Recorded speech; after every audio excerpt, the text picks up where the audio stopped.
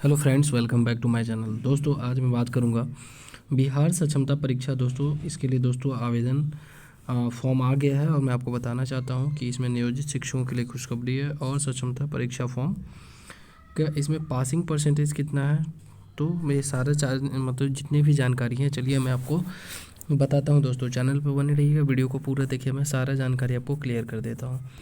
Form कब से भराएगा और इसमें आपको कहाँ से कितने क्वेश्चन पूछे जाएंगे, यहाँ पे देखेंगे। सबसे पहले यहाँ पे थोड़ा सा ब्लड टाइप है, मैं आपको पढ़ के सुना देता हूँ। बिहार विद्यालय परीक्षा समिति, जो कि BACB के नाम से आप जानते हैं, वही इस बार भी कंडक्ट कर रहे हैं। सबसे पहले यहाँ पे देखेंगे बिहार विद्यालय विशिष्ट शिक्षक नियमावली 2023 के नियम 4 के प्रतिपेक्ष के स्थानीय निकायों के शिक्षकों की सक्षमता परीक्षा। अब मैं इसमें इम्पोर्टेंट मैं आपको सबसे पहले बताना चाहता हूँ कि इसमें आपको फॉर्म का डेट जो है कब से रखा गया है और इसमें क्या क्या आपको मांगा गया है। अगर सबसे पहले देखेंगे परीक्षा के विषय के बारे में है कि प्राथमिक, मध्य, उच्च माध्यमिक कक्षाओं के निर्धारित पाठ्यक्रम अनुसार पढ़ाए जाने वाले, उसके बाद है सभी विषयों के और इनका विवरण जो है यहाँ पे एक्सप्लेन देख सकते हैं कि प्राथमिक विद्यालयों के 1 to 5, 6 to 8 सबका अलग अलग है। यहाँ पे देखेंगे 1 to 5 का है, वही अगर देखेंगे मध्य विद्यालय 6 to 8 का। नीचे देखेंगे दोस्तों यहाँ पे 9, 10 के लिए है और मैं आपको यहाँ दिखाता हूँ 11, 12 के लिए। तो सबसे पहले 1 to 5 की हम बात करेंगे तो शिक्षकों के विषय भाषा और सामान्य विषय होंगे, जो कि विषय कोड नंबर 301 है। प्राथमिक विद्यालयों के शिक्षक अभ्यर्थियों को भाषा के अंतर्गत अंग्रेजी भाषा और हिंदी भाषा, उर्दू और बंगला में से किसी एक भाषा की परीक्षा देनी होगी। ध्यान रखेंगे, इसमें से किसी एक परीक्षा, मतलब इसमें जो है एक सब्जेक्ट का इसमें आपको देना होगा, ये ध्यान दीजिएगा। इसका स्क्रीनशॉट आप ले सकते हैं। यहाँ पे इसमें बताया गया है कि प्राथमिक विद्यालय के शिक्षक अभ्यर्थियों को भाषा के अंतर्गत अंग्रेजी भाषा एवं हिंदी भाषा, उर्दू या अथवा बंगला में से किसी एक भाषा की परीक्षा देनी होगी। यानी लैंग्वेज आप कोई भी लैंग्वेज आप चूज़ कर सकते हैं। इसमें जितने भी लैंग्वेज मैंने बोला उसमें से आप कोई भी लैंग्वेज चूज़ कर सकते हैं।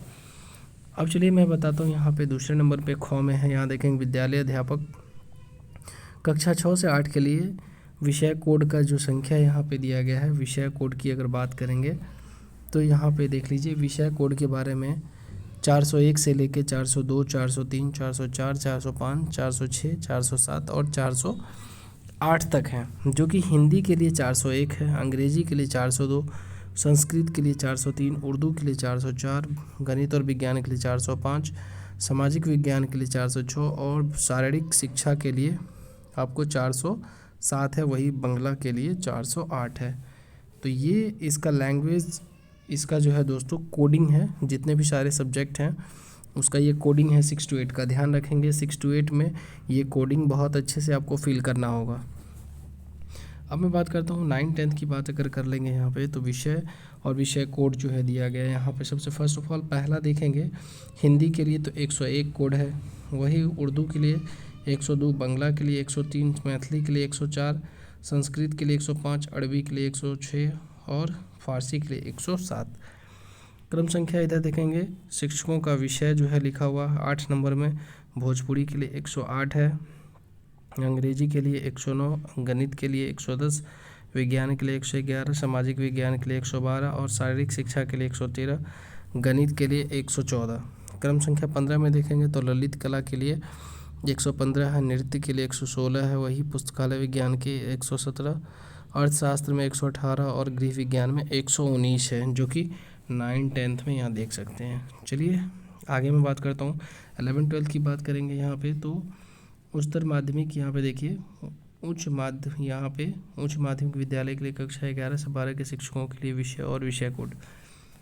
यहाँ पे अगर फर्स्ट में देखेंगे तो हिंदी के लिए 201, उसके बाद है उर्दू के लिए 202, अंग्रेजी के लिए 303, संस्कृत के लिए 204 और बंगला के लिए 205 है, मैथिली के लिए 206, मगही के लिए 207, अरबी 208, फारसी 209, भोजपुरी 210, पाली के लिए 211 है, प्राकृत के लिए 212। वही अगर 13 नंबर गणित की बात करेंगे तो 213 है, 14 में 214 है, रसायन शास्त्र में 215 है। 16 नंबर की बात करेंगे जंतु में 216 है, वही 17 नंबर में। वनस्पति विज्ञान 217, भूगोल 218, राजनीतिक शास्त्र 219, समाजशास्त्र 220, अर्थशास्त्र 221, दर्शन शास्त्र 222, मनोविज्ञान 223 और गृह विज्ञान 224। 25 में देखेंगे इतिहास 225 है, वही कंप्यूटर साइंस 226, संगीत के लिए 227, वाणिज्य के लिए 228 और बिजनेस स्टडीज़ के लिए 229 है, वही अकाउंटेंसी की बात करेंगे 230 और एंटरप्रेन्योरशिप के लिए 231 है। ये आपको 11th-12th के सब्जेक्ट के लिए विषय कोड थे। अब बात कर लेते हैं यहाँ पे पैटर्न्स के लिए। तो लोकसभा आयोग जो बीपीएससी आयोजित टीआर 1 और टीआर 2 में निर्धारित पाठ्यक्रम पैटर्न्स और क्षमता परीक्षा में 150 वस्तुओं के वस्तुनिष्ठ प्रश्न होंगे और इन प्रश्नों का विवरण जो संख्या यहाँ पे आप देख सकते हैं। जैसे सबसे पहले अगर बात करेंगे कक्षा 1 से 5 के लिए तो 150 क्वेश्चन होंगे, जो कि प्रश्नों का जो वितरण है भाषा 1 देखिए भाग 1, भाग 2 और भाग 3 है, जो कि फर्स्ट में भाग 1 में आपको भाषा रहेगा, भाग 2 में देखेंगे तो सामान्य अध्ययन, जनरल नॉलेज और जनरल स्टडीज़ है। वही अगर अगला है सामान्य विषय तो ये आपको भाग 3 में है, जो कि पहला वाला 30 प्रश्न रहेंगे, दूसरे से 40 और तीसरे से 80 क्वेश्चन, यानी कुल मिला के दोस्तों यहाँ पे 150 क्वेश्चन यहाँ पे रहेंगे। 150 क्वेश्चन यहाँ पे भी है।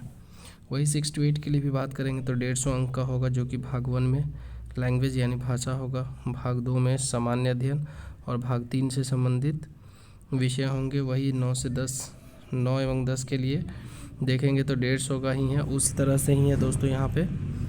अब आपको बताना चाहते हैं यहाँ पे ध्यान देंगे 11-12 के लिए तो 150 में फर्स्ट लैंग्वेज भाषा 1 में है, भाग 2 में सामान्य अध्ययन और भाग 3 में जो है संबंधित विषय हैं। इसमें भी 30 अंक, 40 अंक और 80 यानी कुल मिला के 150 अंक के सभी में एग्ज़ाम है। ध्यान देंगे जितने भी सब्जेक्ट है सभी में, चाहे 1 to 5 थे, 6 to 8, 9, 10, 11, 12 सभी में 150 के थे।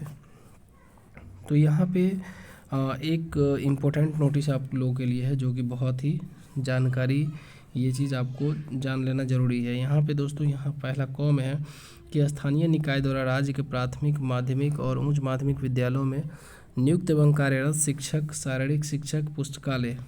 दूसरा में है वैसे शिक्षक अभ्यर्थी जो स्वक्षमता परीक्षा 2024 प्रथम में सम्मिलित नहीं हुए अर्थात अनुत्तीर्ण हुए। आगे दोस्तों यहाँ पे दिया हुआ है कि सम्मिलित नहीं हुए अथवा अनुत्तीर्ण हुए इस परीक्षा में सम्मिलित हो सकते हैं। गौ में है कि वैसे शिक्षक अभ्यर्थी जिनके सक्षमता परीक्षा 2024 के हेतु आवेदन पत्र भरा गया, परीक्षा शुल्क जमा किया गया, परंतु किसी कारणवश परीक्षा में सम्मिलित नहीं हो सके तो इस परीक्षा में सम्मिलित हो सकते हैं और उन्हें परीक्षा शुल्क नहीं होगा।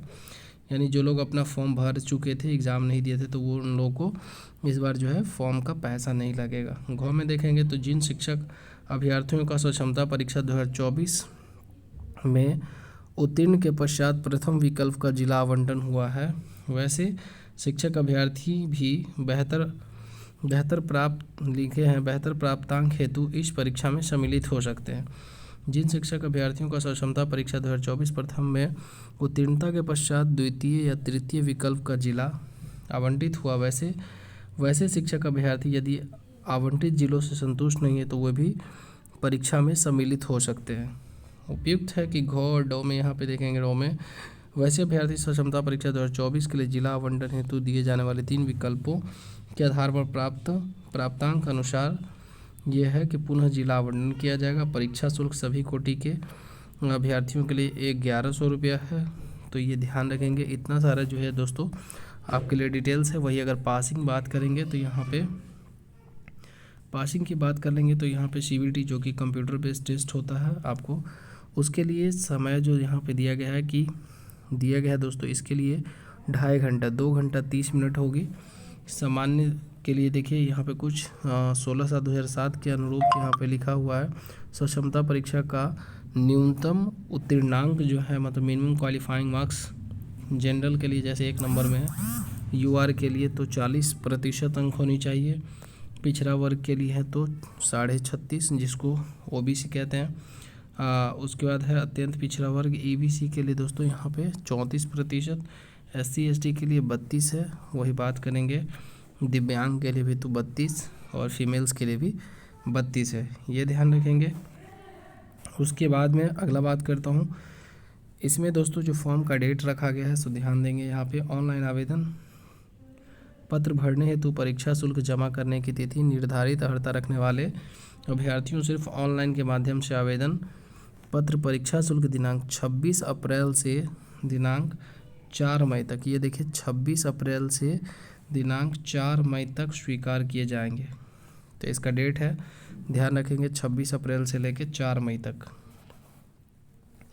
वही है यहाँ पे दोस्तों परीक्षा आवेदन की पत्र समिति वेबसाइट पर भरने की विस्तृत जो भी है, पंजीयन फॉर्म भरना होगा, भुगतान पेमेंट, ये सारा चीज़ है। और बाकी इसका जो है यहाँ पे एक टोल फ्री नंबर है, आप यहाँ पे स्क्रीनशॉट भी इसका ले सकते हैं। थैंक यू सो मच, फिर मिलते हैं नेक्स्ट में। प्लीज़ चैनल को सब्सक्राइब कर दीजिएगा। धन्यवाद।